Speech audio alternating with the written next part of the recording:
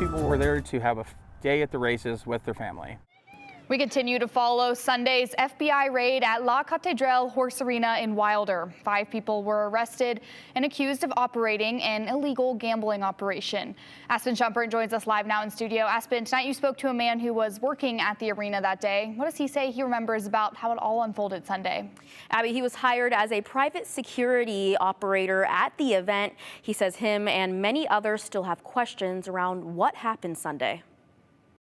The spectacle is what was wanted, and the spectacle is what they got. For John Carter, Sunday started like any other workday.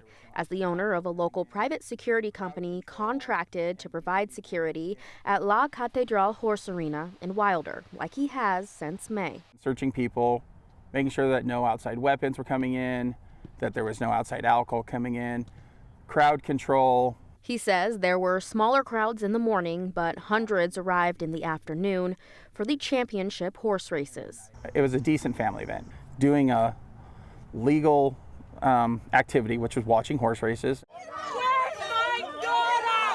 But around that same time, 200 federal, state, and local law enforcement officers arrived at the arena to carry out a search warrant for an alleged illegal gambling operation. They came through every entrance pretty much at the same time. I was probably one of the very first ones detained and placed in cuffs. He says law enforcement did not identify themselves or give him the chance to. He says officers were throwing flashbangs, guns were drawn, and they were giving orders. Put the zip cuffs on me tight enough that within about 10 minutes, I lost feeling in my fingers. Carter, who is a U.S. citizen, says he and his 5 employees, who are also U.S. citizens, were detained for hours and their handguns were taken. Officers also detained his 2 kids, who are 14 and 12 years old, for a short period of time. I was worried. I was concerned for their well-being and my staff and really the public, the people that I'm there paid to keep an eye on. I was worried about everyone's well-being. Carter's 14-year-old daughter, who didn't want to be shown on camera, says at one point guns were pointed in her face. What was that like for you? Terrifying. I had to watch everybody that was in the parking lot get, pushed to the ground and put in cuffs and brought over. I had to watch people have guns pointed at them for them to comply and walk over. Carter says he had no knowledge of any illegal activity and believes many others attending the races didn't either, but hundreds got caught in the middle of it.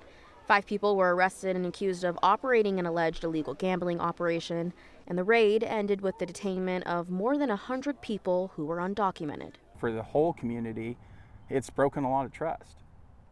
There's a lot of people upset with the way it went down. Carter says his team remains in the dark on where their firearms are. No 3 other agency wants to say, oh, we have it and we're going to finish processing it so we can get it back to you guys. And he wanted to share his story to show solidarity with his community. I am part of this community. I get a lot from this community.